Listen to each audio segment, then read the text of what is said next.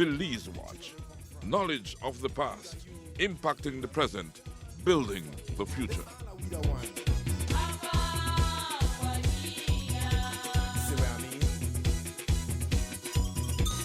Jump and shout all over the nation.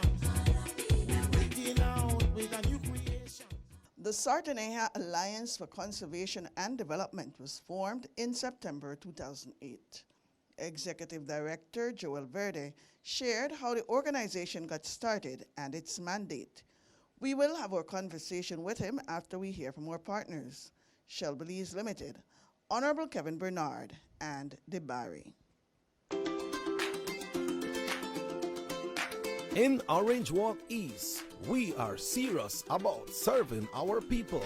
In Santa Marta, we have renovated and upgraded the community park, handed over equipment to maintain the park and cemetery, provided lights to the football field, support sports in the village, conducted maintenance of the water system, and carried out a continuous upgrading of the village roads. Honorable Kevin Bernard and the PUP committed to the people of Orange Walk East, delivering on Plan Belize. Shell V-Power, with 3 times more cleaning and friction-reducing molecules. Go well, go Shell.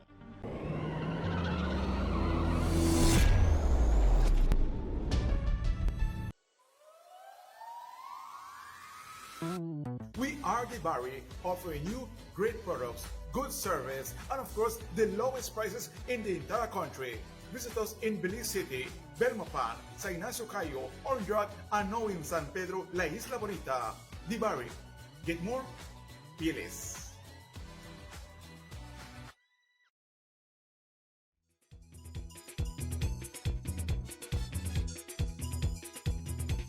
It don't matter what part of the jewel they come from. You da you and me da me. But guess what? All are we the one. See what I mean?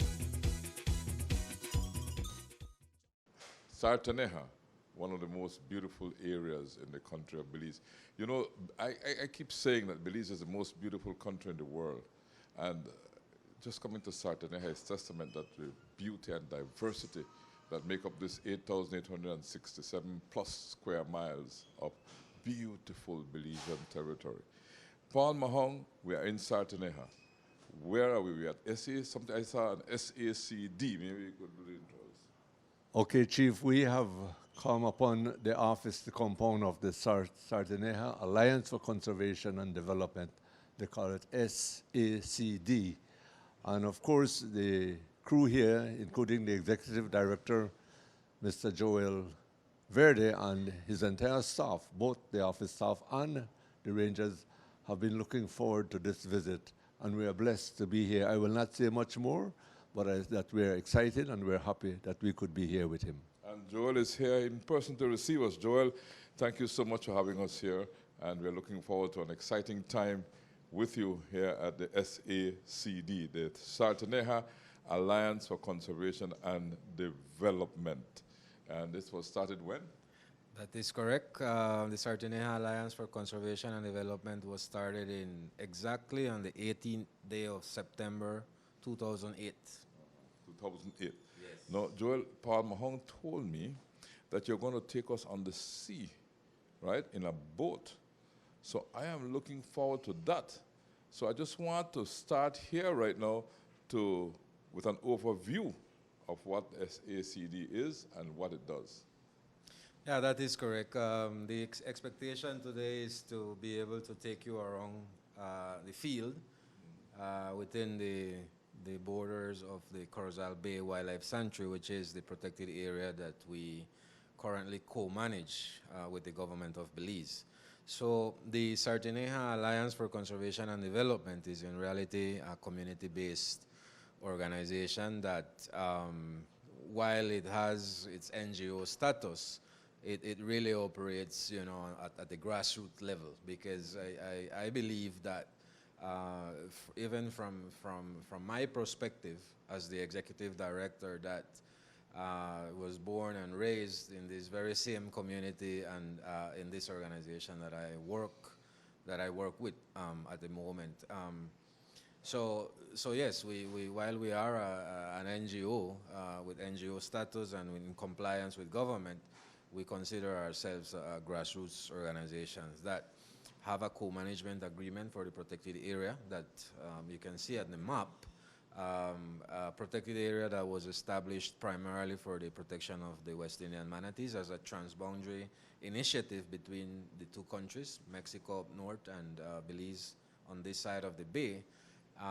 That was established in 1998, but it was a paper park until 2012 when we when the Sarteneja Alliance for Conservation and Development actually was able to prove to government that that we had all the intentions and the capacity to be able to manage the protected area effectively, and so we received a co-management agreement in 2012. Right, but our program of work is primarily focused on the management of the protected area, and that, of course, entails working with the communities to be able to find that, that balance between conservation and the livelihoods of people. Correct. All right. Now, I see a map on the wall, and before we go on the sea, which basically is something I'm looking forward to, and I guess we could expand our discussion once we're out there. Let's look. This map would describe the areas that you cover, right? Yeah, as you can see from the map that we have here, this is, like I said, a transboundary area, primarily water. It's a marine protected area in all extents of the world because it's all water. So it's an area that encompasses approximately, as you can see here, 178,000 acres, or equivalent to 72,000 hectares, right? It starts at the Rio Hondo River, at the mouth of the Rio Hondo River. It moves east. It has a slant over here, and it runs all the way down the parallel to the east coast of mainland, and it has a borderline with the Bacalar Chico Marine Reserve in the eastern portion, and then and Ambergris and then also sharing borders on the southernmost end with the Holchan Marine Reserve. So as you can see here, the red representation here, the red polygons here, are all within the expansion of the Holchan Marine Reserve. The yellow border lines here represent the Bacalar Chico Marine Reserve and National Park. And all the blue lines here, as you can see, it runs parallel to the coastline because, as I mentioned before, it is the protected area is only up to watermark. Right, so it's primarily all water. Coastal, beside the coastal area. Entire coastline in Sarteneja, along the Laguna Seca area, the New River mouth, Corozal, Consejo, and then Rio Hondo. Okay, so if we can look at this now and describe it for listeners, the Rio Hondo, this is our border here. This is our border with Mexico. Yes. Right? This basically is our border with Mexico. So this line here. All the way up to here. Up to here. Is on the borderline between, the Corozal Bay Wildlife Sanctuary and the Santuario de Manatí Bahía de Chetumal. But the borderline continues into the Bacalar Chico borderline. And then it goes up here. It goes into the lagoon, the Bacalar Chico Lagoon, towards what we know as the canal that was built by the Mayas, as history tells us. And then it starts moving down south to cover Ambergris towards San Pedro. Yes. So it's a nice map that gives you an area an idea of the amount of protection that Belize is giving to its natural resources. The wide area of protection, because there you have the Holchan Reserve, like you said, these are the Holchan reserves. Here, I'm seeing where I could interpret what you said. And this is Bacalar Chico National Park, Marine Reserve National Park, right? And then we move on to the mainland, and you have this whole entire area here. And this is where? This would be where your jurisdiction ends here, The right? jurisdiction ends approximately at an area that is called Spanish Point, right? The Spanish Point area is just south of where the Balam Jungle Estates Okay. are, right? So, so yeah, immediately a couple, a couple distance at the end of the Balam Jungle Estates. Okay. And so Sarteneja is up here. Yes, Sarteneja is up here. Up here, Then sorry. that's Rocky Point, Rocky the Point. northern, northeasternmost point of mainland. On mainland. And then these represent the fishermen that you were talking about, the ones that are allowed To fish to in the fish, protected yeah, area. right, in the protected areas. These are what you call them again? These are the beach traps. Beach traps. Yes, so those are representatives of the representation of the beach traps. So from Sarteneja, as I mentioned before, we have beach traps in the east side and on the west side of the village. And so these are just representation of the beach traps, but we have about 16 of them, Yeah. right? And this is one of the traps that we will be visiting today. Okay, I'm looking forward to that visit indeed. I'm just trying to get a picture here before we leave. Now, the Rio Hondo, like we said, flows into the bay. I mean, no, that's a border point with Belize and Mexico. But then there's also another important river, which is the New River, which would enter the bay here, right? At this Yes, point that's in time, right? exactly south of Corozal town. And Corozal town would be here. Right there, So yes. Sarteneja, Corozal. and the bay in here, right? And you can see the various activities that are allowed that people would normally be doing in the area, the teas and the dolphins and things that we will find in the Yes, here we have a list of the different important facts of the protected area. As you can see, Corozal Bay is an important part of a river-to-reef system of interconnected protected areas because, you know, we have the rivers flowing into the bay, which is protected. It goes all the way to Bacolor Chico, which is protected, and Holchan as well, which is protected.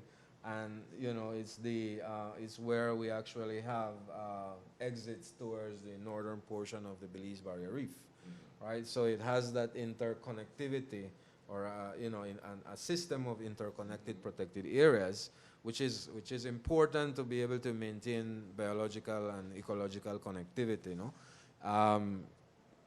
we have, like I said, it's an important protected area for manatees.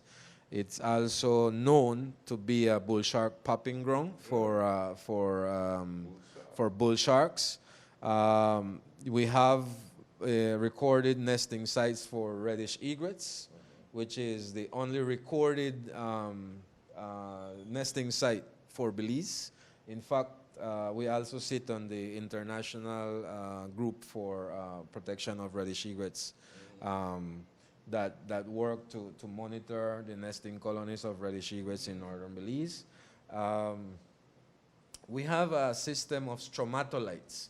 This is, I think, it's interesting because stromatolites are a form of like a reef system composed of like the oldest types of you know, cyanobacteria that form sort of like structures that are like reef-like structures, but are not coral reefs. They are stromatolites. So they're formed by a different kind of bacteria, and we have all of them right here.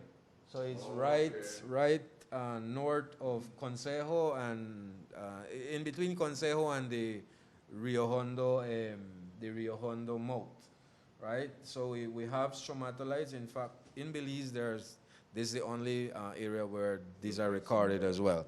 We have in Mexico a lot of these stromatolites in the Bacalar area. This piece in Belize. But in Belize, of course, this is the only, it's just a very small portion.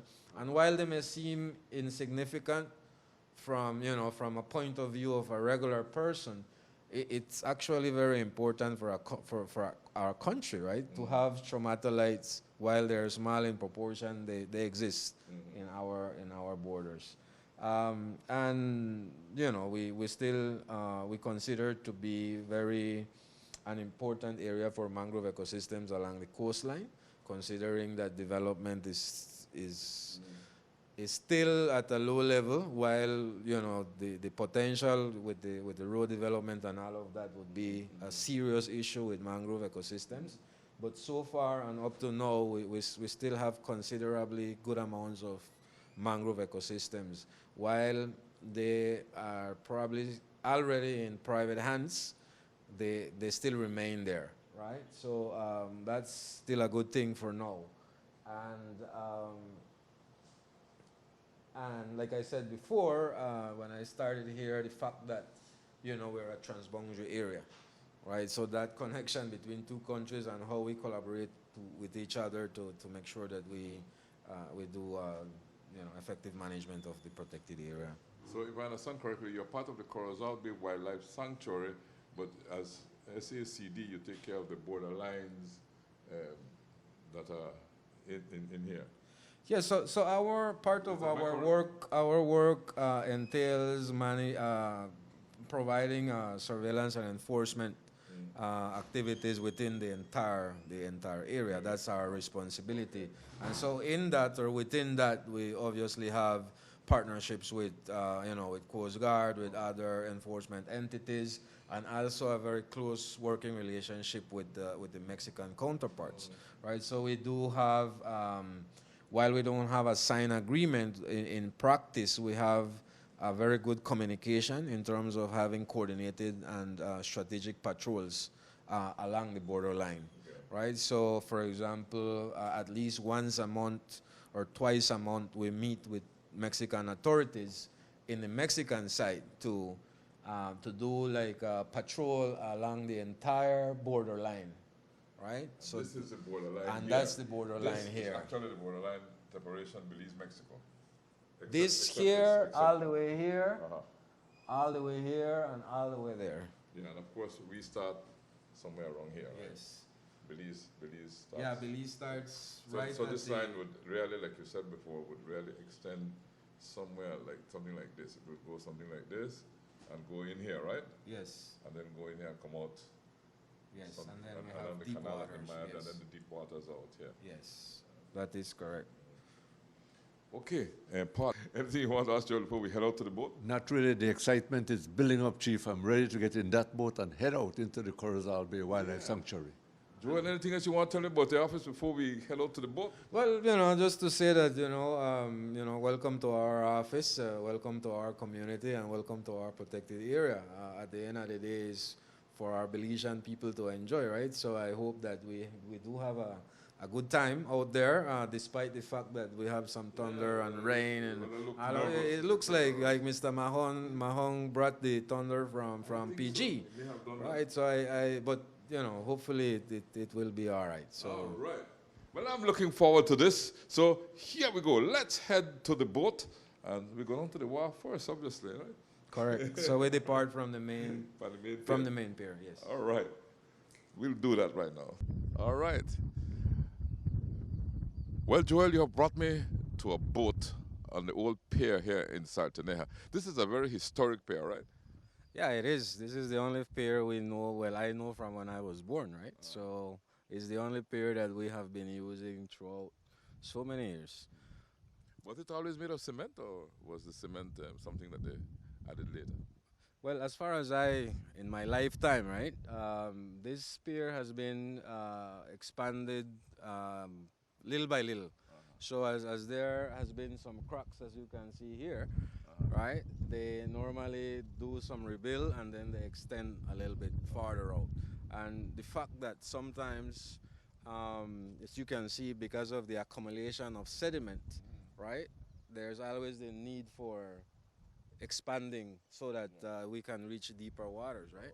So normally what happens is that they do like a patch repair, right, and then they extend. So as you can see, there are different layers as we go all the way up north. Yes.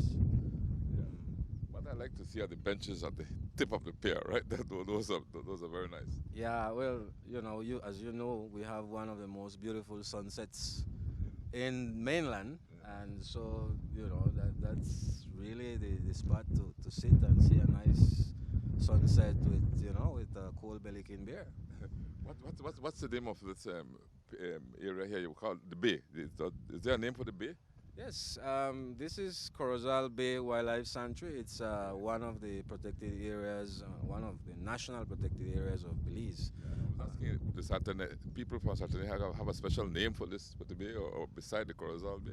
Well, yeah, of course, people would normally call this area Corozal Bay. That's the kind of name, the permanent local name. Right, we all know here. Everybody in Belize actually knows This is area Corozal as Bay. Corozal Bay. Some of them might not know that it's a wildlife sanctuary, That's right. but Corozal Bay is very common, popular to everyone. Yes. And from where we are right now, we're seeing the beautiful shoreline of Sarteneja. The boats are anchored out there, right? And I think the most northern tip of Belize is just beyond there, right?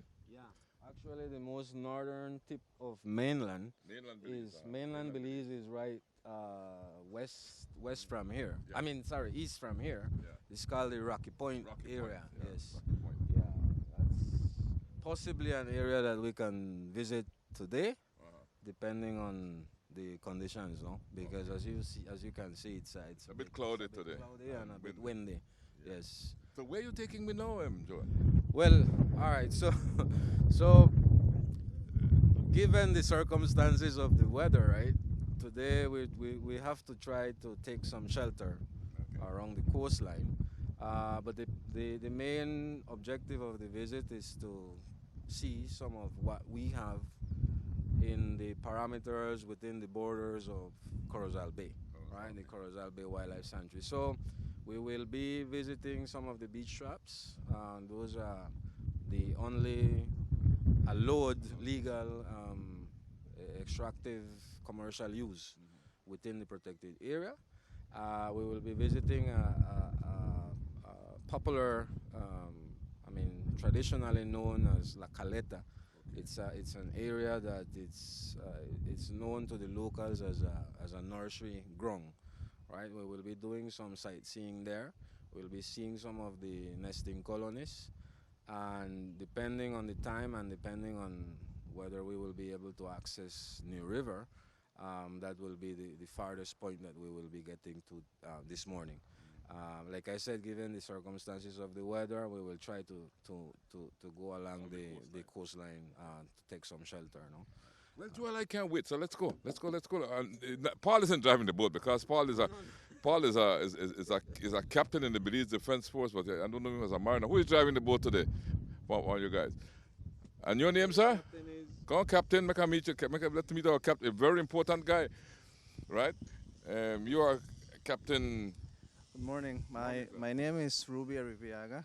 I am the head ranger for Sarteneja Alliance for Conservation and Development, and I've been working with them for the past 7 years. Okay, 7 years. Yes. And how long have you been captaining this boat and taking people around? 7 For years. 7 years. So Yes.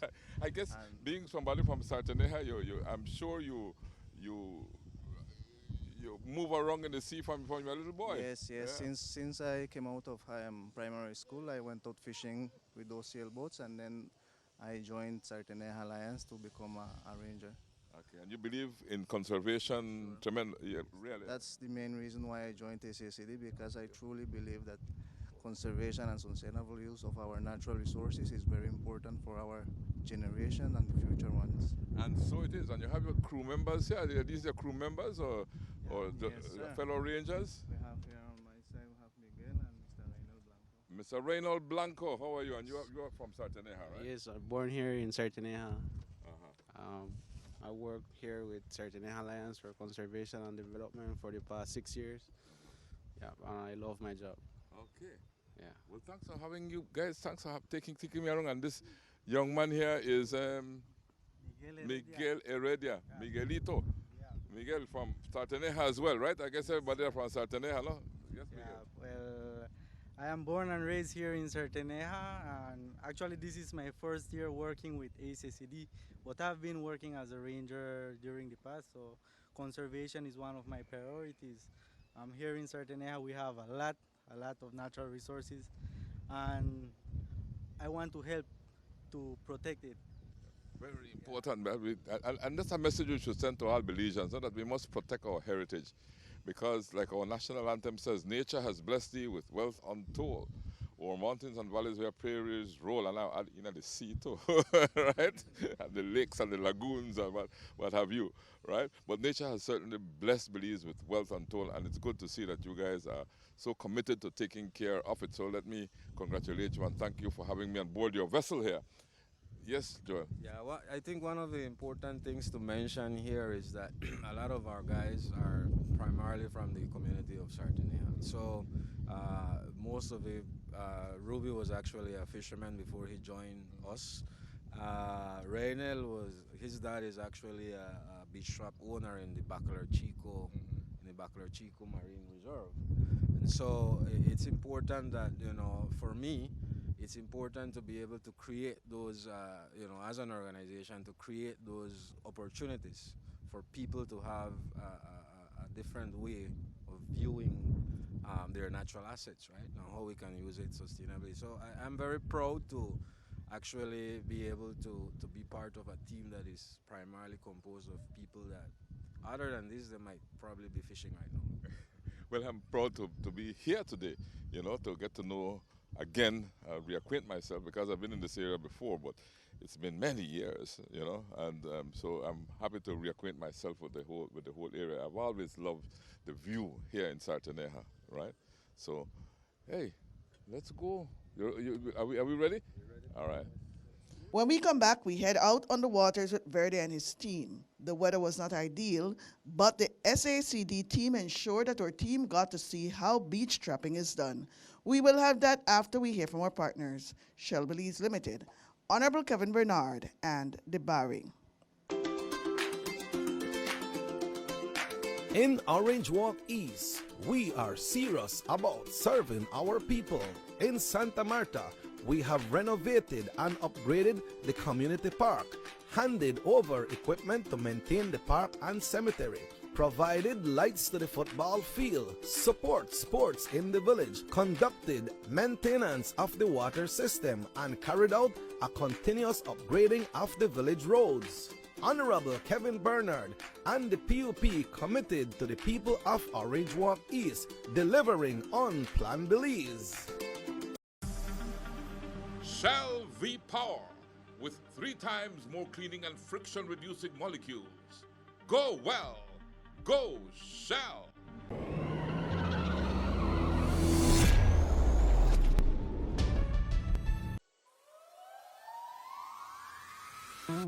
We are the Barry, offering you great products, good service, and of course, the lowest prices in the entire country.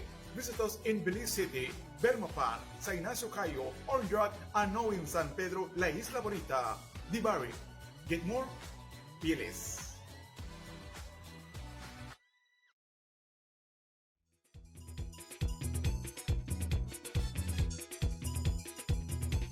It don't matter what part of the jewel they come from.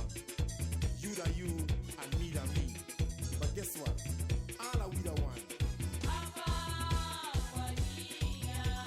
See what I mean?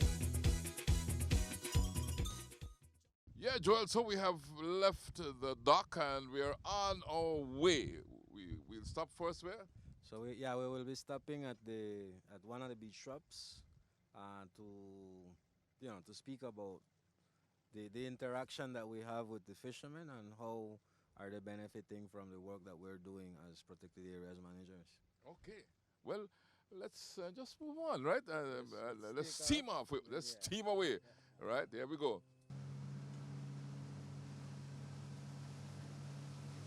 Beautiful Sarteneja in the Corazon Bay. Chetomal right across there.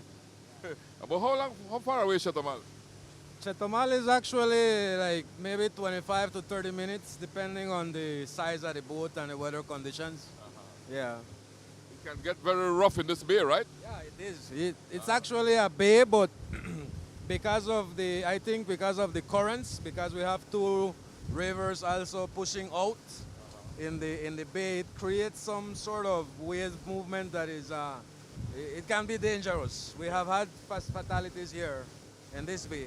It gets pretty rough. rough. I've seen it rough, where you have to really take all the caution. That's the shake over there. That's right. That's the shake we were talking about. A possible shake and something else. Those are the cormorants. In Spanish, we call them sheg, no? Yeah. But this bay really, it's beautiful, but like you rightly said, nothing to play with. And the borderline between Belize and Mexico runs somewhere in the middle of it. Yes. So if you look on that direction, Chetumal will be right across the border. We have moving directly the direction we're going towards like Corozal town. That's directly east, and then Chetumal will be on the north side. Yes. Yeah. I love this area. Nice. I see clearing, more clearing being done, and more settling being done along the line from the last time I was there. Well, actually, in Corozal Bay, or along the coastline of Corozal Bay, there has been little to no development up to this point. We have some residential areas that are coming up, but with the development of the road now, yeah, this is something that will change the whole dynamics of how development is taking place in the area. Definitely will be. And how prepared is your group for this new development that's definitely coming? Because don't you think in the future it will infringe on some of your protected areas? Well, that is of course one of the threats that has been identified, has been part of our management planning process, had identified development as a potential threat. Now it is here, and I think that there are a number of things. It's a complex situation, obviously, because most of the land that you see here along the coastline is already, if not all of it, most of it is private lands. And so when you talk about that, it's an issue because most of these people that have bought property here is because they want to develop. They want to live and develop and do their homes in the coastline or along the coastline. And so I think it's gonna be a tough challenge that obviously a number of things will have to take place. No, one of which will be engaging with the developers, increasing the awareness as well around the importance of mangrove ecosystems, but not just from the perspective of we need to keep the mangroves, but from the perspective of what the mangroves can offer us, in terms of protection of property, for example. How we can use mangrove as nature-based solutions to enhance our development plans, so that at the end we are more protected. So it's something that we have embarked. We know that it's coming, that it's already here, and so we have to start doing our part, no? We all have to play our part in protecting these areas. And the important thing is that you can do development, but you don't have to cut all the mangroves. You should bear in mind, like you were rightly saying, the key role that mangroves play, and the key role that how they protect the coastline and even protect your investment that you are making. Exactly. That's how we have to look at it.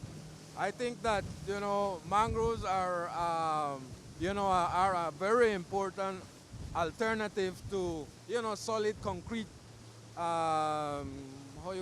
Solid concrete seawalls, right? That can give you more protection and more sustainability in terms of the kind of development that you want to have in this area. But like you rightfully said, it has to be everyone involved. That's right. Right? It's not that we're saying that you can't develop. It's how can you do the development in the best way possible to ensure that the mangroves continue to play their role as important ecosystems that ultimately provide those important ecosystem services for us. No?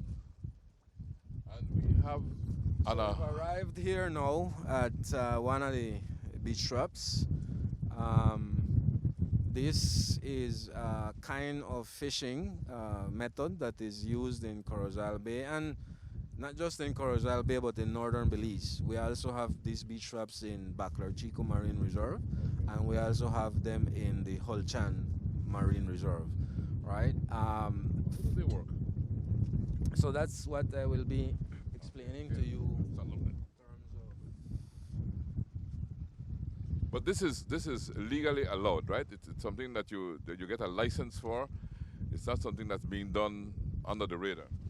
No. So to give you a good overview of how it works in terms of the legal structures that we have in place, at the moment, and as far as we know, wildlife sanctuaries are protected under the National Protected Areas Act, the MPAS Act, which is a category of protected area that doesn't allow for any extractive use, right? So in essence, this was considered illegal when we found them here. However, these have been here prior to even the protected area was established. So there is some traditional rights associated with that. So when we came in, it was, okay, so how do we build those partnerships with the fishermen to understand that while what they were doing was in legal terms, it was illegal, that how we can ensure that we can provide a framework for them to be able to continue doing their traditional living in this case. And so while they have to have all the fishing, their fishing permits in terms of the fisheries department, in terms of their fisherman licenses and all of that, they also have to have a permit with the Ministry of Sustainable Development, who is in charge of the MPAS Act that regulates the protected area, to allow for their livelihoods to continue with certain conditions, right? And those conditions were negotiated with the fishermen. So there are things like a no new trap policy. There are regulations that speak about seasonality. There are things like, you have to provide your data, the catch data. You also have to respect the regulations in terms of protected species and so forth, because in you not abiding by those conditions, you could also lose your permit, right? And so it has been working well. I think one of the great things about this type and this method of fishing is that they have the possibility to be sustainable. They have the possibility to respect the regulations, because all the fish is caught alive. So if you can see, there is a barrier all the way from the coastline all the way out here, and then there is a heart shape at the end. What happens is that the fish come along the barrier, right, and it gets into the heart shape. Once it's inside the heart shape, then it keeps moving in circles, right? And then the fish is primarily alive. The fishermen will come every morning here, and they have like a scooping net. It's not a net that gets the fish trapped, and their gills and all of that. It's like more like a scoop. It's like a net, but it's a scooping net. So it corrals the fish to a big, I'd say like a big scoop, and then it's pulled in the boat, right? Once it's pulled in the boat, then the fishermen can actually release what is illegal, what is mal, and all these things. So if they are to want to do the right thing, they have the possibility to do that, right? So it's a bit different from a gill net, right? Yeah, it's not a gill net. When you stretch a gill net from the beach, and everything is strapped in there. Everything is and strapped in there. And it dies because it's trapped in the net. In In this case, the fish is not trapped in the net. It's kept alive swimming, and they're extracted alive. And because they're extracted alive, the young fish can be put back into the environment, and whatever is undesirable. I'm trying to see what I understand what to say, and what is undesirable can be returned to the ocean. Yeah, without right? And you only extract the fish that you need and that meet the correct and regulation size. Yes. So even for controlling, let's say, fish size, right? You have that option because you can return what is basically unsustainable.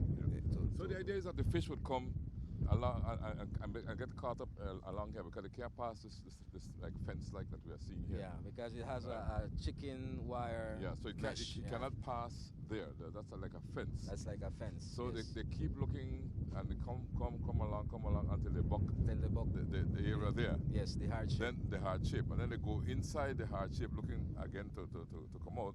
Yeah. And when they get in there now, that's where they will stay because they really won't be able to find a way out. Exactly. That's the trap. Yeah. They won't necessarily go out the way they came in. Well, some fish will actually get out, right? But it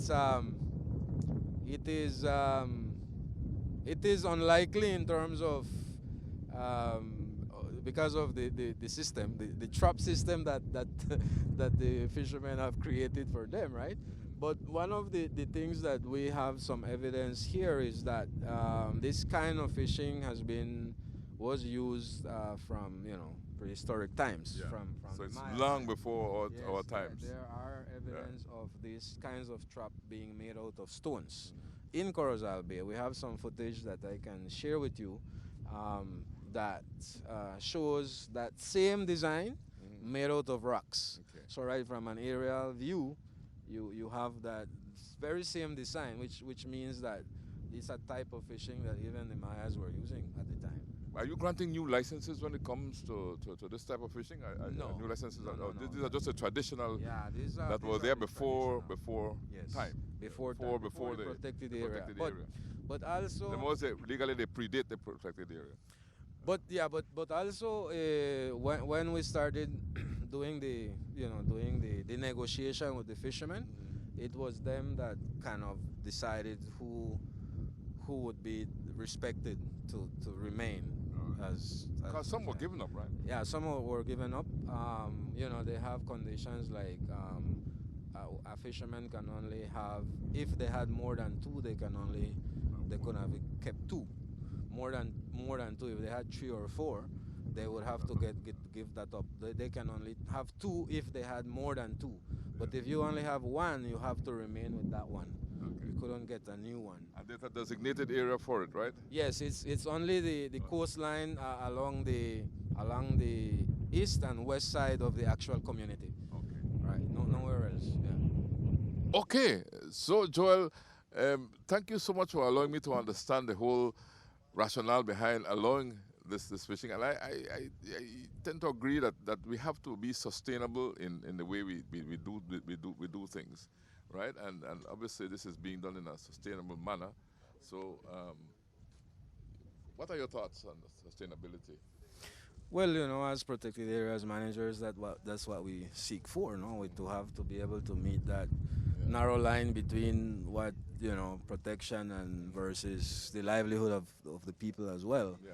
And so this is one of those examples that while it may not be perfect, it's a good way of engaging the fishermen to start understanding the importance of the sustainable use of the resources. Because at the end of the day, as I have always mentioned, the fish and the fishes are really more important for the fishermen. So it is their livelihood. It is their livelihood. That's the way they live. So if they themselves don't want to protect it, then ultimately the impact will be on them. Yeah. And so it is for their best interest to do the right thing. Right? And so I think that we have come a long way with them up to this point where we are now, and we are confident that they are now being more responsible in the way that they do things inside the protected area. No? Where are you taking me now, Joel? Because I noticed there's a weather pattern building up over there, but I don't think we'll go to that, right? You hear the thunder in the distance, and what have you. Hopefully it moves away from us. Where are you taking me now? All right, so the next stop is actually right where the thunder is. Oh, yeah? No, actually, yes, we're going towards Cayo Falso. This is an area traditionally known as a nursery area. It's a very interesting interesting view from the natural characteristics that exist in the area. It's a shallow area, very shallow, all right? But at the back near the coastline, right at the coastline, there's like a deep sinkhole. Okay. That sinkhole is called, we traditionally know it as La Caleta. Right? It's an area that is known to us as an area where manatees go and rest and seek shelter because of the natural characteristics that exist. But there's also two mangrove islands, very small. We call them in Spanish mogotes. Right? It's like a mangrove key, very small, that is used for a variety of birds, or by a variety of birds for nesting, right? Why the name Cayo Falso? Well, I'm not Falski. sure. It's Falski, but that's traditionally how. That's the traditional name, yeah, right? it's traditional name. Okay. Well, Joel, we had to change our plans and return to Sarteneja from where we were going towards Corozal Tongue, the direction of Corozal Tongue, right? Yes. Just now. But we had to turn back because of the lightning storm that it was in the area, and we didn't want to take any chances. So we turned back, right? Well, yeah, if there's no storm or no rain, there's no adventure, right? Yes, so quite an adventure. quite an adventure. So we had to turn back to avoid the rain, primarily the rain. So we're once again in front of the village. So we're once again in front of the village, but we will start moving to the east now. Okay. So we will be going to the northernmost tip of mainland that we know as Rocky Point or Punta Piedra in Spanish. We might have some wildlife around there. Normally we have some dolphins feeding on that area. So that will be the next best option for now, no? Okay. So we can, for all Belizeans as well to actually acknowledge the fact that Sarteneja is actually in the most northern part of the country. Yes, northeastern part of mainland. Yes, yes, mainland. So where we're going now is that place on the map where you see the little tip just come right around there. Yes, Right at exactly. Rocky Point, That's right? the Rocky Point. Yes. All right, so let's go to Rocky Point. Here we go. So, Joel, we're on our way to Rocky Point, well on our way to Rocky Point at this time. I can notice new development along the shoreline here as we go by. You said there's a new immigrants people who are coming to Sarteneja. Well, yeah, this is more an expansion of the actual village, Primarily, as we call them, expats that have now made Belize their home. And it's expanding from Sarteneja, moving east, right? Actually to the direction moving to Rocky Point. For now, this is an area up to this point. The greenhouse that you see there is like the last home of the expat. Yeah, within the parameters of the actual village.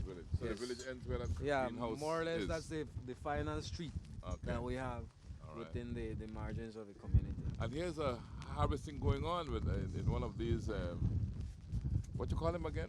Beach trap fishermen. Beach trap fishermen. So the beach trap fishermen are at it right now. So what we're seeing here, you want to describe it for me? Is the fishermen are actually harvesting here in this beach. Yeah, well, actually, what this fisherman is doing right now is the actual harvesting, right? He has already done a first scoop, and this is like his second scoop. Normally, they do 2 scoops within the same trip, because you know you have 1 scoop and then perhaps you miss some fish and then you do a second scoop. Right now he's doing a second scoop. Like I said before, this is you know, like a scooping net that they use, and so yeah, we will be having an opportunity to see how it's done, and you know the kind of fish that is being harvested in this area. We have a variety of fish species that are, you know.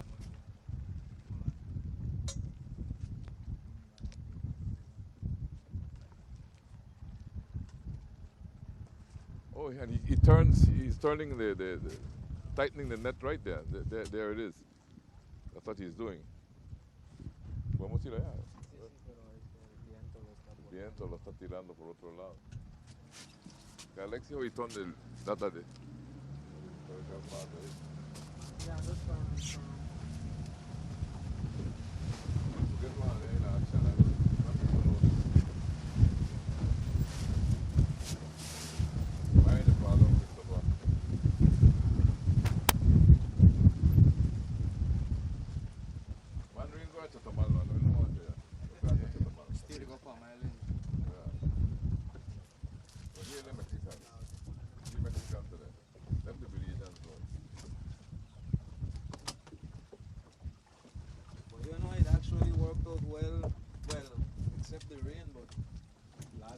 Sick on Wednesday. Really bad. Okay, so they're turning in the net, tightening the net in closer and closer, and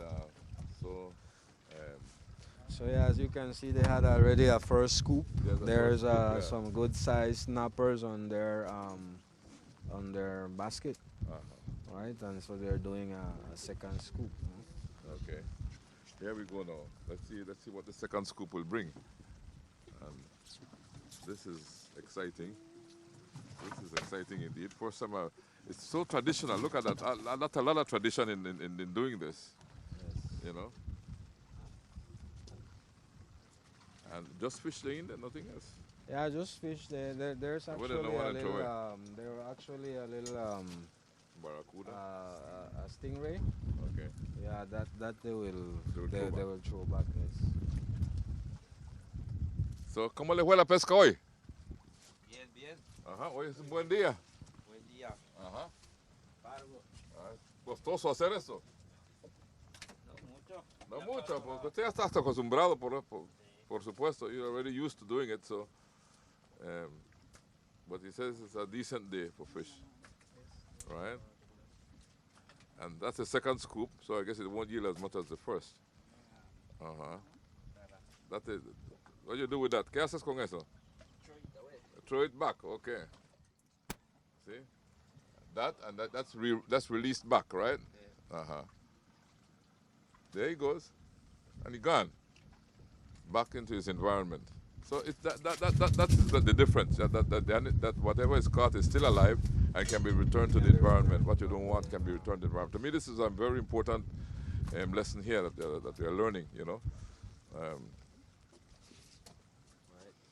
and it.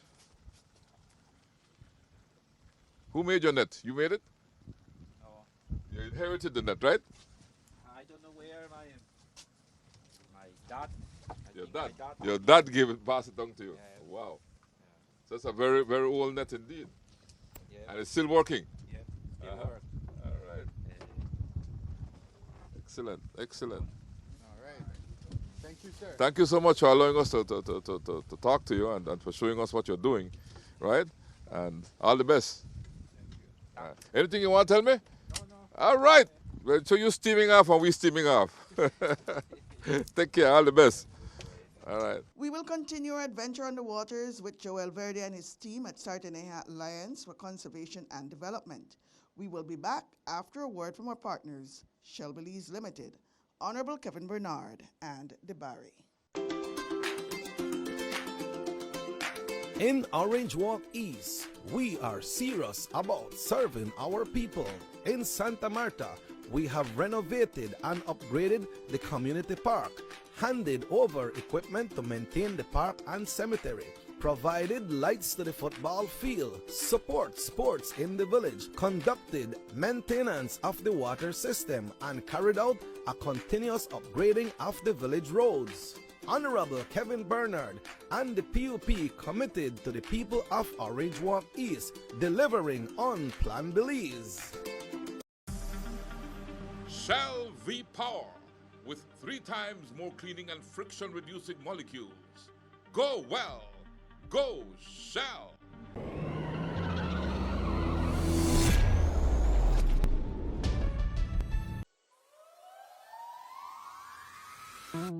We are the Barry, offering you great products, good service, and of course, the lowest prices in the entire country.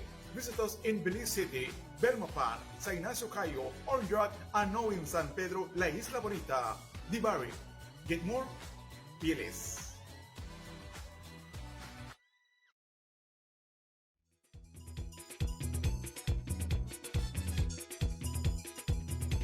It don't matter what part of the jewel they come from. You that you and me that me. But guess what? All are we the one. See what I mean? Passing a point just before Rocky Point, right? What, any name for this point here?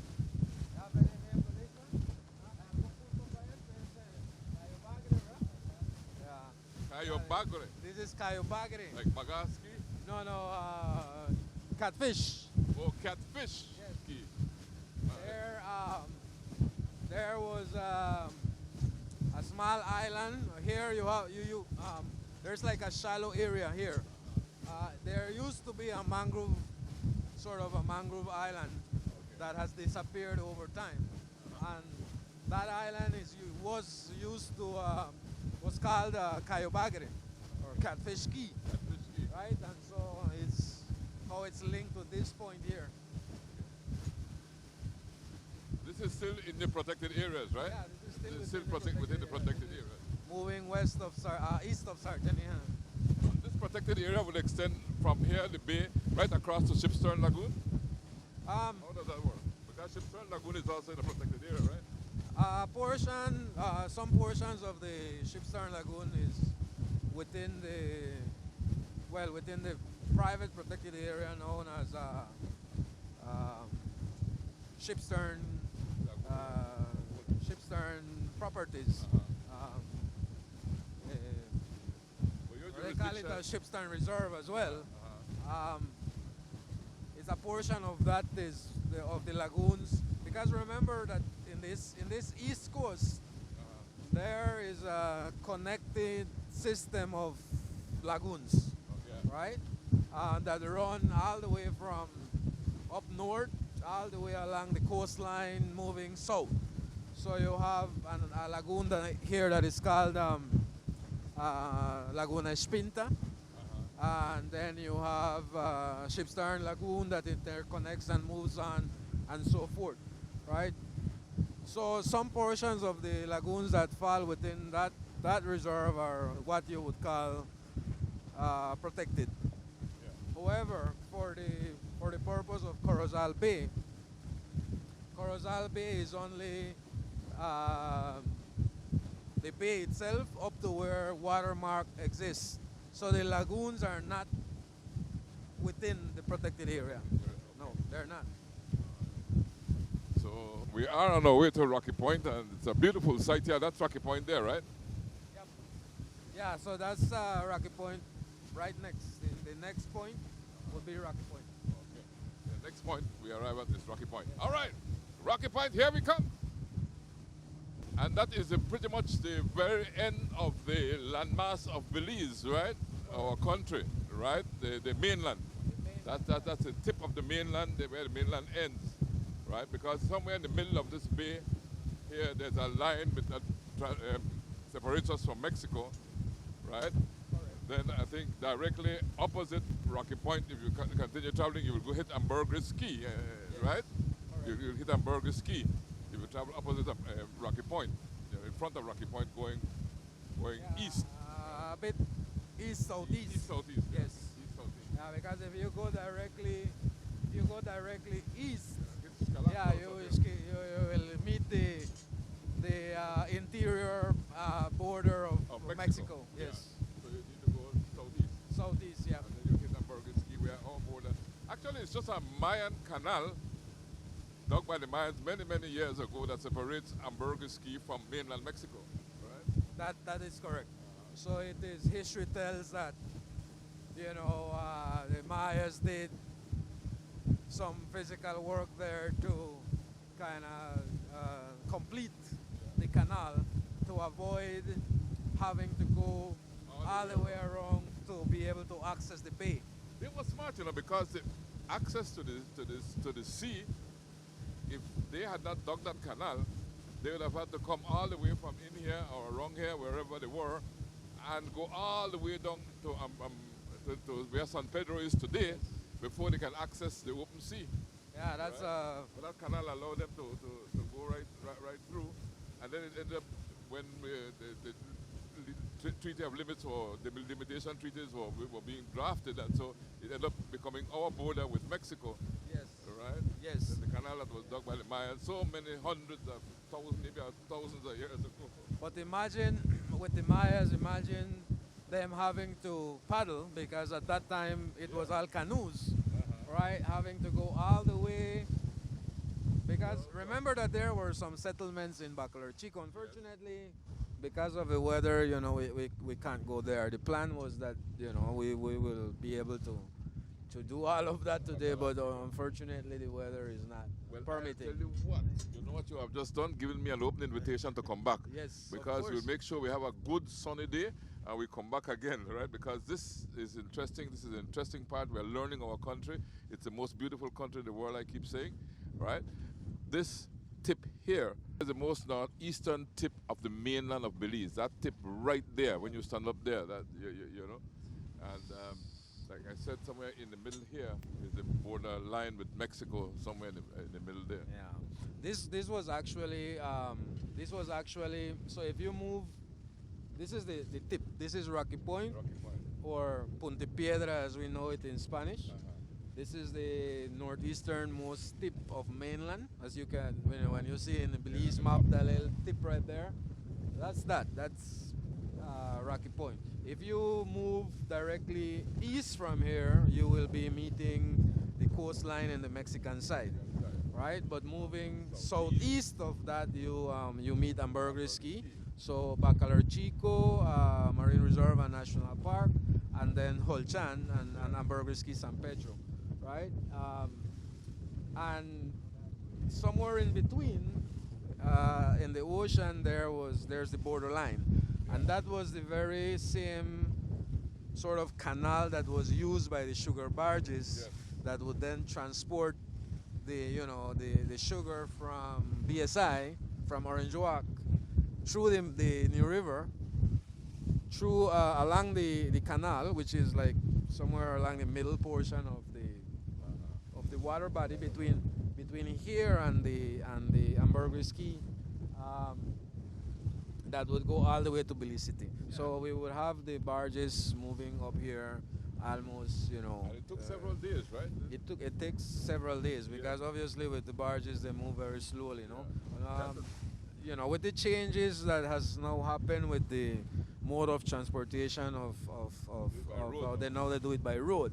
So we don't have that anymore, which was interesting in its own, but also I must say that one of the things that we have realized in the river, for example, we see that with the absence of those big barges moving up and down the river, we are now seeing a lot more wildlife and, you know, flora and fauna coming back. Yes. Yeah. So we now see more crocodiles along the river banks, which were things that we weren't really seeing anymore with the barges. Of course, because there were big barges that would ultimately, you know, scare away any wildlife along that river. You know, it's amazing because I piecing it together, You know, I like to go to Ainha Adventures, right?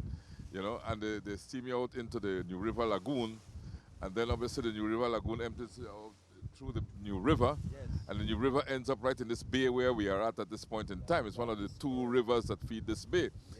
And the other river that feeds the bay is the Rio Hondo, which is our border with Mexico, or border line with Mexico. The Rio Hondo marks our border with Mexico. Correct. So it's a whole interesting area, and this is, of course, the most northeastern part of our country, right? Rocky Point. And if we go down, so it's a coastline, the entire coastline. We're traveling, we're traversing the entire coastline. So if we go south from here, that will be the entire coastline moving to Belize City, which will be really the first community from here moving on the sea, on the coastline. Because Orange Walk is inland. Yeah, the Orange Walk is inland. We also have, I think, Mascal, right? Mascal, Bomba, and all of those, but they're not immediately in the coastline. Yeah. Right? So the first community along this coastline will be Belize City. Yeah. Yeah. So the barges will be towed all the way out there and then across.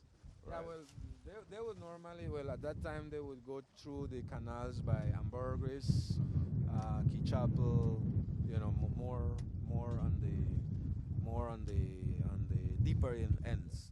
Here there's one specific area, and that's like the canal that's the deepest area that we have in Corozal Bay, because Corozal Bay ultimately is a very shallow area, right? The deepest points here are the canals and the sinkholes, which maybe have around 20-25 feet in depth. Other than that, it's an average depth of not more than, let's say, 12 feet, right? It's very shallow. So, but it's a very interesting area because for what it provides in terms of biodiversity, of course. The protected area was established primarily for the protection of the West Indian manatees. That was the reason why this protected area was established, and it was a transboundary effort between Mexico and Belize, because Mexico also established their side of the bay as a protected area for the protection of manatees as well. And so this area actually provides a good habitat for manatees, especially for what we call as calving grounds, which means that, you know, they come and they have their babies here, and they kind of care for them in this environment where it's primarily sheltered, right? Of course, depending on the kind of storms that we have, it can get very rough. Right, so these are one of the things that our rangers have to face as well, because while it's shallow, and like I said, the influence of, I think, different currents from the rivers and the winds and all of that, it creates a wave action that is not a predictable wave action. So, you know, you can have waves coming one way and then from other way, and so that's what makes it difficult. So you might be saying, I'm going to ride a wave this way, and when you get a little farther up, it's coming from another direction. So right in front of Corozal, for example, where you have the influence of New River, you can get waves up to maybe, I mean, just a rough assumption, but maybe 5-6 feet high. You know, they're very, very, very rough. So that's one of the things that, like I mentioned, one of the important things of the bay, that it provides that shelter for manatees, for example. It also provides a feeding ground for many species, like dolphins, for example. Unfortunately, we haven't seen any this morning, but dolphins are common in the area, and why is because we have good food. Right, so we have schools of fishes running around in this area, and so you have the dolphins following them. So it's a feeding ground for dolphins, but there are also good calving areas, or, you know, nursery areas for dolphins, because we have evidence shows that there are always babies in the pods, right? So, you know, we also have interesting things like the mud rings that has been documented here, a type of Mud rings? yeah, a type of feeding that that the dolphins do that has only been documented somewhere in Florida. It was documented here with one of our expeditions, monitoring expeditions with our drones. That was also documented in Corozal Bay. It's also home for a lot of commercial species as well as you know, species of interest like for fly fishing. Here you can find a grand slam. You can find tarpons, bonefish, and permits.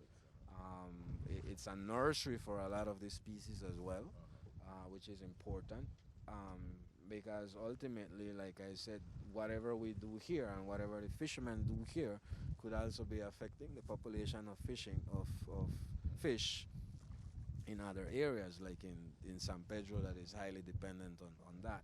So one of the things that we are doing with the fishermen is being able to develop these opportunities as well, moving into tourism. Recently, we did a fly fishing training where we trained 18 individuals, and our primary focus was, you know, reaching out to the fishing families, to the people, the families that have their traps, to address, you know, the younger generation or the next generation of fishermen in that essence to well, not really to say okay, stop fishing, but also, but you know, doing alternative or variety or livelihoods that reduces kind of the kinds of pressures that we can face with the beach traps, because ultimately, like I said, at the end of the day, they're beach traps, so they're fishing thousands and thousands of fish every year, and so we are trying to also provide an opportunity, like I said, for alternative and sustainable ways of doing things. So, for example, using barracudas in a different way, you know, doing a sport fishing expedition where you don't need to catch 100 barracudas. All you need is maybe 2 or 3 barracudas to feed your family and your tourists, right? So so that's one of the things as well. Like if you saw on the beach traps, we have a variety of species here. They provide a good sheltered area and a nursery area for them as well, because of the connection that exists. We have documentation here that Corozal Bay is very important for the sardines. Right, we've documented more than 5 species of sardines in Corozal Bay, and that area that we were supposed to be going in Cayo Falso is one of those areas. So you know, you can see where you know, in the food chain there is that this ecological functionality that ensures that, you know, we have thriving fisheries because of those important components. But the mangroves ultimately play an important role. So, you know, now we have to take that into consideration as we move forward with the whole development threat that is coming on board. You have a plate full, right? Yeah, we have it, and that's why we're here. And you know, it's exciting. It's exciting. I love what I do, and the reason why I'm still here, because obviously I think that, you know, if we were not involved, then maybe it would have been a different story for the area. Because remember that up to 2012, when we received co-management for this protected area, nobody knew that this was a protected area. So everybody was doing any and everything that they want, right? So things have changed a lot, and obviously as an organization and even as an individual, I was seen as as an enemy, like somebody that jumped ship. There was resistance in the beginning, Yes, right? because there was a lot of resistance. I think even some of my family members would say, you know, well, you know, why are you doing this? You are, you know, you are selling out our fishermen. You know, ultimately, you know, what fed you as a kid and all of that. But I think over the years and with the expansion of the organization, the growth of the organization, one of the important things that I think is important is the fact that in Sarteneja we are one of the biggest employer, right? So the more people that are being employed has also created, that. 'Cause once you're involved and once you benefit also, then it creates that support.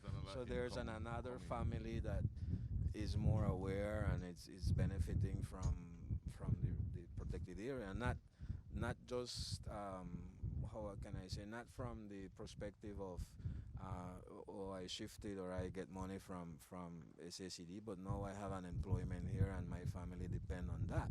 And so you have a number of families that, the growth and the number of people that are involved and are more aware. Things have changed. I think we have done a great job with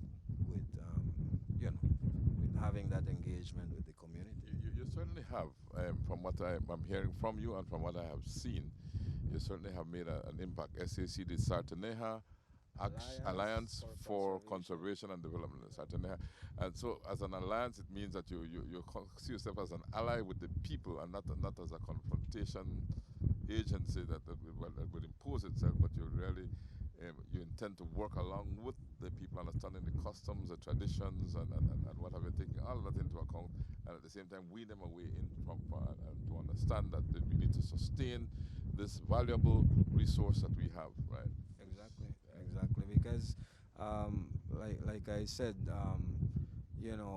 at the end of the day, the fishermen are the ones that they benefit the most. So you're protecting your own interest, because if you overfish, it's gone. Yeah. So once it's gone, then who's affected, right? The same fisherman. The same fisherman. So it's important for them and for people generally to understand that, So in the beginning, like I said, when there was some resistance, I firmly believe that that what we were doing was important, and it was for the greater good of of everybody, of all. And so that gave me the sort of the motivation to continue, because it was tough. I can say that it was really tough. Imagine starting off an organization, right? Really with one or two persons. When I started with SACD, I was a founding member, because I was initially a member, the chairman of the Sarteneja Tour Guide Association, right? And by virtue of that, I was a founding member of the Sarteneja Alliance, because at the beginning, the alliance was formed by different community groups, one of which was the Sarteneja Tour Guide Association. And so because I was the chair of that, I ultimately became a founding member of the alliance. And so all my work was really volunteer, right? Was voluntary work, with the perspective that, we have something beautiful here in Sarteneja, and that it's an opportunity for us, right? We have only learned, as a community person, we have only learned that, you go to primary school, and once you're finished with primary school, then you go fishing, because why you go invest more money if you can make money, right? And that was the concept. So, and generation after generation, that is how we continue to be predominantly a fishing community, right? But it meant that that we don't really think beyond other opportunities, and so I felt that this was a great opportunity for Sarteneja, and that gave me the motivation to first do it voluntary. Then secondly, when there was no one to be paid, there was like, Joel, maybe you could lead this, right? We don't have no money, but but we could lead it, right? And I was like, at that time I was working cruise ship in Belize City, and that was like 2-3 days. So the rest of the time I would come and invest my time in SACD. Still voluntary because I wasn't getting paid, and then eventually a small funding, and then ultimately when the condition was that if we were able to secure a grant or a project, then I would be able to get a salary, right? Which was still a very low salary. But on top of that, then you have all the community looking at you and saying, you know, why you change your way my life, you know, you jump ship and, you know, and why you do this. You're fishing like we. Exactly, right? So it was difficult, I must say, but I think eventually I believed firmly that, you know, what we were doing was a good thing. And that didn't stop me from moving forward up to where we are now. So I can relate back to that time when I could have said, you know, How many years ago was that? that was when I started. Well, actually, I became an employee in 2010, but the organization started in 2008, exactly on the 18th September 2008. Right, and then it was primarily 2 years of like voluntary work, and then evolving to, you know, renting places and having an old boat and doing everything that needed to be done, going to schools, even having to do some patrols, everything, because we didn't have people, we didn't have money, and we didn't have people. It was all voluntary work. I remember visiting once many years ago. I think you were you there? Yeah, I think you were there. I was always there. If you, if at some capacity, I was always there. Yeah. You had your offices and on this side of the of Sarteneja, not where you are now. You're on nice modern offices now. Yeah, well, that comes with hard work as well. Yeah, because we even had difficulties with that, right? And I must say that at the time we received some funding from one of our first donor, one of which. Look at the activity there. You see? Those are what? Those are jacks. Jacks. Yeah. Okay. The feeding. Okay. A lot of activity in the water just now. You know, as we sit here talking, right? Yeah. So you can show how fertile, for want of a better word, here. Yeah, and that's the connection I was saying. You know, so the jacks are actually feeding on the sardines, but eventually you will find the dolphins behind the jacks, right? So that's how it works. Yeah. So you might be lucky to see a dolphin or two passing us in a few, right? Yes. Normally, this is a common area for them. This is a shallow area. This is why it's called Rocky Point, because it's very shallow and rocky. So if you don't know where you're going here, you could, you can end up on a rock. Yeah. Especially if you're on a sailing boat or something that takes a lot of water. You don't want to come anywhere close to this point. You have to normally have a farther out shift before you go to Sarteneja, because it's shallow. Now, you had these difficult years in establishing the SACD. What's your interaction today with the populace of Sarteneja, the people that live in Sarteneja, and the new migrants into Sarteneja? Well, you know, yeah, the challenges, obviously, like anything in this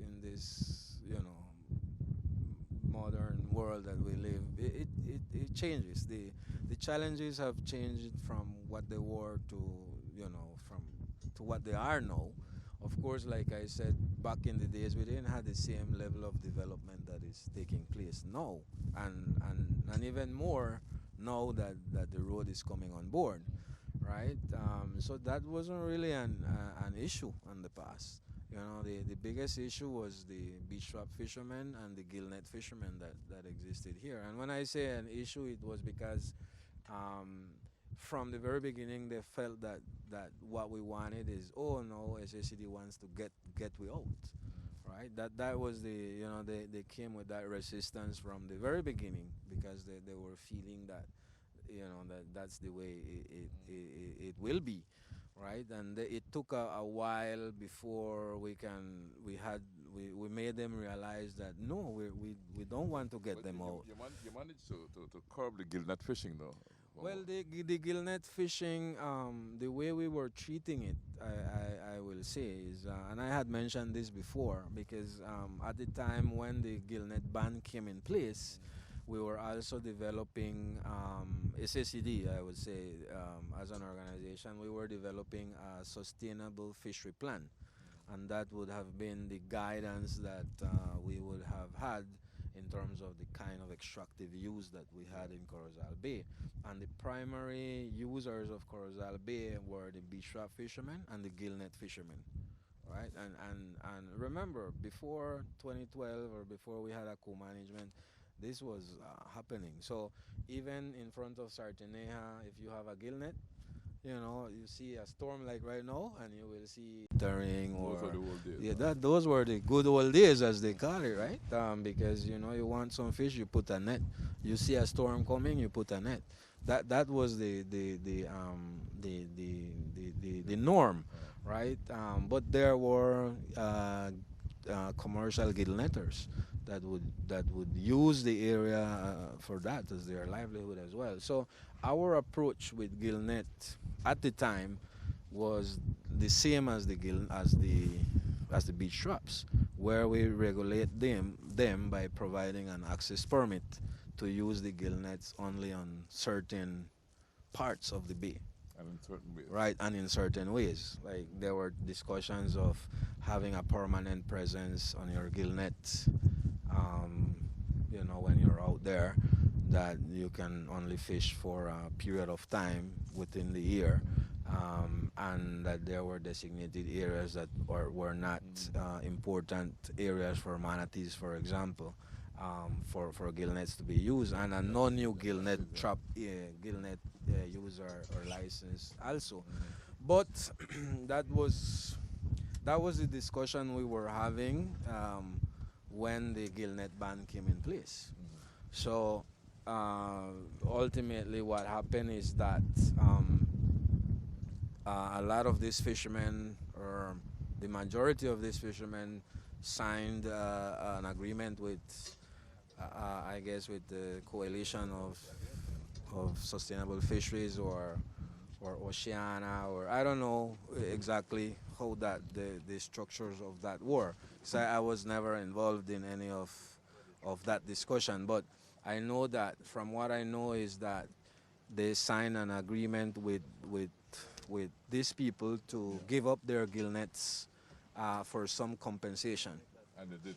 And well, apparently they did. So I haven't seen any. Yeah. Well, no. Well, those fishermen that signed on that, they obviously, well, there was compensation for those, and those that didn't were obviously, you know, taken away from their livelihood. But a lot of these were also beach trappers.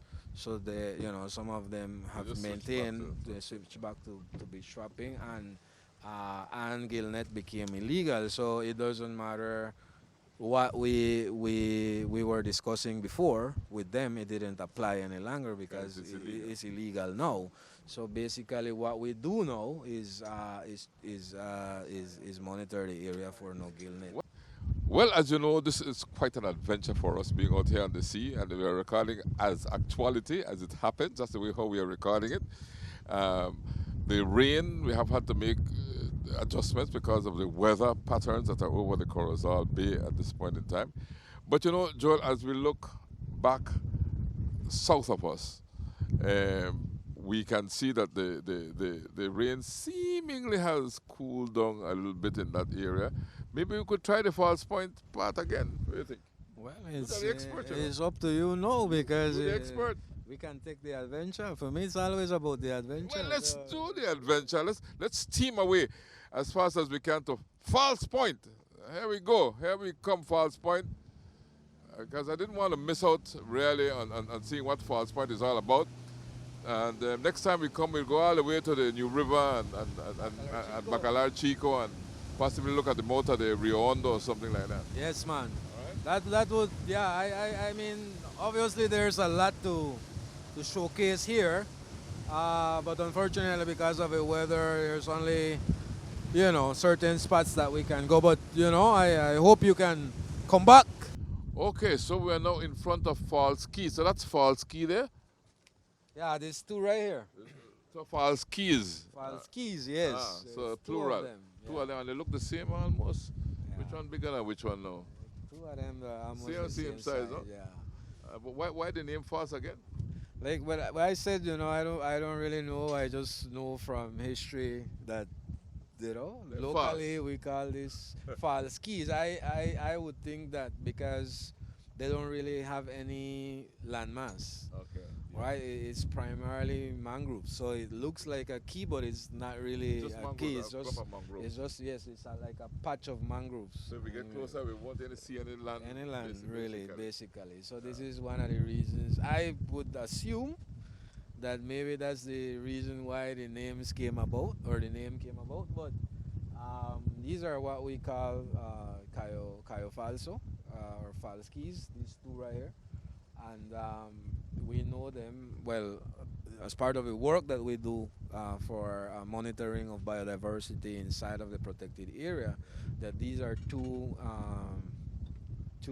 mangrove islands or keys that are very important for nesting colonies, for birds. That was the first thing I noticed. I noticed the birds flying around, and I said, okay, this I could see the purpose for these mangrove islands. Yeah, but like I said, everything is interconnected. It's a system that works together. And so, like I said, the reason why this area is important is because of its functions, ecological functions. It's a very shallow area, as you can see. All of that is like shallow, and as we go in, it's even more shallower. But then you get to a point where you have a deep sinkhole. Oh yeah. Right, and so here you have a lot of sardines, a lot of juvenile fish. So it's also an important it's an important nesting colony, because then you have the food, the birds need to feed their babies, right? So this is one of the reasons why it functions well. But beyond that, you can also see that there's a large expanse of dwarf mangroves, which are primarily semi-inundated, which means that they really don't really have permanent land mass, and they provide sort of this shelter nursery for young fish.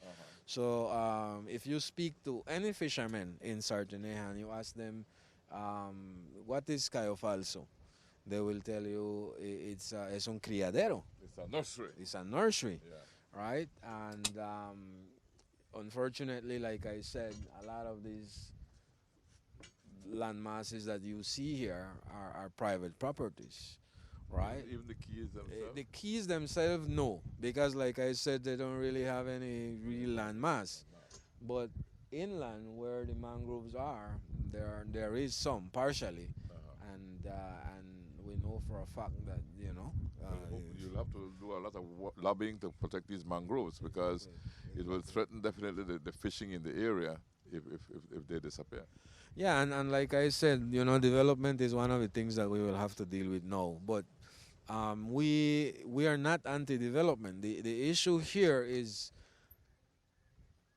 we know that people want to develop their areas, their private lands and so forth. But there are areas that merit to be protected, right? Even if everything else disappears, right?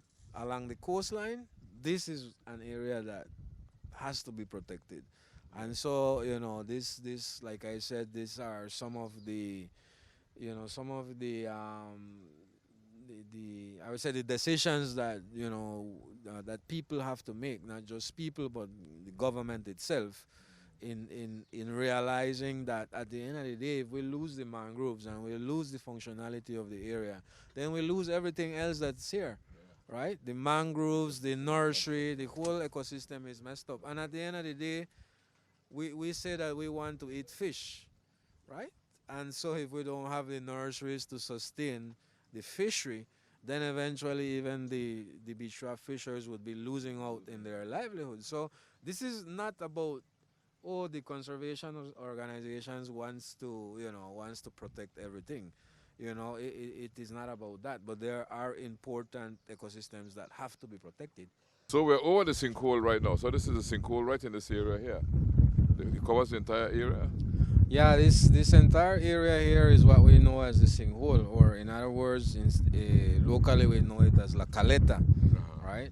And like I said, the interesting thing about here is that all outside that shallow. point there is shallow, like 1 to 2 feet of depth, and here it's maybe a bit more than 25 feet deep, right here, right? So here we get sometimes we get manatees. This is like a resting site, right? Normally in the mornings and in the late afternoons you would see a lot more life moving around here, but it's really interesting because, like I said, all of that you see is it's all semi-inundated mangroves, a lot of lagoons and inlets in there, and then you have everything dropping here in this big sinkhole.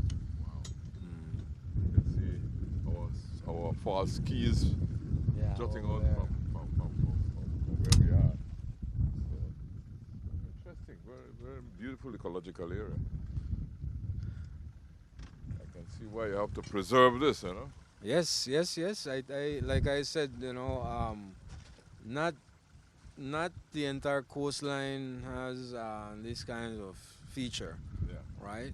It's primarily a shoreline bordered with some mangroves, and that's it. But this area here, as you can actually see it, it's a very interesting ecological area, as you rightfully mentioned. It's a nursery area because of how the mangroves are developed in this area within a very shallow, a shallow context, semi-inundated with large expanses of mangrove roots, primarily dwarf roots because you don't see any big roots. Any big trees. It's primarily dwarf mangroves, yes. So some clumps are higher than others, but they all serve as an area where the fish would go and lay its eggs, and they hatch and they use a protective area. They grow there, get a size, come out here, then they move around a little bit, then they go fall out into the trap. Well, that's the concept the fishermen have, right? Exactly. Yeah. I mean, they come in from here and then they move other areas, and also it recruits, the small fish, because here you also have a lot of small snappers. Yeah. So if we can get some underwater footage, there's a lot of baby snappers, thousands of them in this area right here. So it's an important area because this is where they spend at least a portion of their lifespan, no? So it's been an amazing journey. I totally enjoyed. Capitan, thank you so much. We are heading back to Sarteneja at this point in time, right? Thanks for the experience, Joel and guys. Again, Captain Mahong is there, but this is Captain again. Remind me, Captain Ruby. Captain Rudy. Captain Rudy, we had a good time today, right? It's a pleasure for me being your captain today, and I hope that you guys enjoy and the nature that we have and the natural resources that you have seen within Corozal Bay Wildlife Sanctuary. Yeah, and I also enjoyed and I marveled at the way how you skirted the rain and the storms, because I can recall there was lightning and thunder over the area, and of course dark clouds and rain, and you avoided because you said, okay, it's time we don't go in that direction, we need to change direction, so that's the experience you have, right? Yeah, that's the experience once again from doing constant patrols within Corozal Bay, and that's an experience that we gather with the time, no? Yeah. Time working here in the sea, especially in the sea. Captain Mahong, we had a good time, right? Yes, Chief, I just want to comment that And you were silent all along, I noticed you. No, I was just digesting all the natural beauty of what we have here in the Corozal Bay. And Chief, what thoughts run in my mind is that I strongly feel that because of the good working relationship the former executive director of Tide, Stella Mahone, for over the past 16 years had with her colleagues here in Sarteneja, a strong recommendation that I believe what documentary should focus on Sarteneja Alliance for Conservation and Development. And today, this is a reality. And I'm sure that she is very happy that Mr. Joel Verde, the executive director, and his entire staff, both the office staff and the rangers here, have done their best for us to bring this to Belize and to the world, Chief. Well, it's good to know the Rangers as well, you know. And again, Captain, thank you so much, Captain Rudy, for taking good care of us. And your tripulante over here, you know, Mike, yeah, Miguelito. Yes, Miguelito. So thank you so much, Miguelito.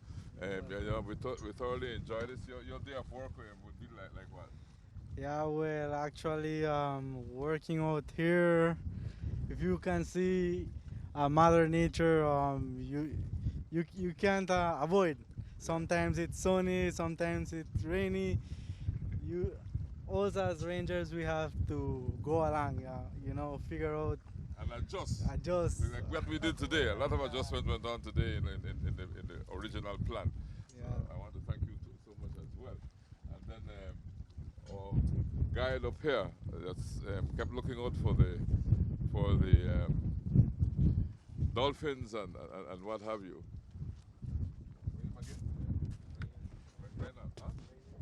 Rainer. Yeah, Rainer. Thank you so much. We didn't get to swim with the dolphins today, but yeah, it was a pleasure having you guys here in Corozal Bay Wildlife Sanctuary, right? And I hope that you guys enjoyed here. It was a pleasure seeing dolphins and snappers today. Yes, I enjoyed the trip. It was was outstanding. I really admire how you guys handle us professionally, right? And I admire and I'm fully appreciative of the wonderful job you do in preserving our natural heritage and keeping it in its pristine form as possible. Anybody want to say hello to on behalf of the crew to the people in Sarteneja and to all over the world? Yeah, well, big up to Sarteneja and to the people here in Belize, right? Well, for me, it is very, very admiring being working here with ACACD and protecting what will be good for the future generations as well. Well, thank you again, you know, for being so efficient. I mean, you guys have really handled us professionally. We scored, like I kept saying, we kept changing plans because of the rain and the thunderstorms, and we didn't even get wet. I mean, look at this, we're dry. So you did a good job. And Joel, you know, anything you'd like to tell me before we sign off? Well, no, it's good to have you here. I mean, thank you for the opportunity as well to showcase the work that we're doing to the Belizean public and to the world, of course. You know, we have always been blamed that that we do a lot of work, a good work, but we never really say it, or we never really expose it to the world, right? So I mean, this is one of like few times that we have done this, and so for me it's always enriching and pleasing to work with professional people and to people that actually care for our natural heritage as well. Yes, we love this, right? This of course, yes, this is the Belizean flag. Right. This is for our. This is our allegiance. What we do is ultimately for the people of Belize. So we can't forget that the purpose of what we serve for. Yes, and we serve the people and we serve it with lots of love. But guys, I always say love is a choice that we all make, right? We can choose to do many things, but we can choose to love, right? And when we choose to love, you know what we usually say, Joel, at our station? We usually do it like this, Belize and beyond. Thanks for choosing love. Belize Watch. Knowledge of the past, impacting the present, building the future. Celebration time.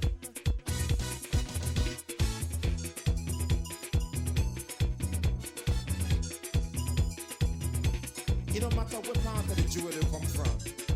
You that you and me that me. But guess what?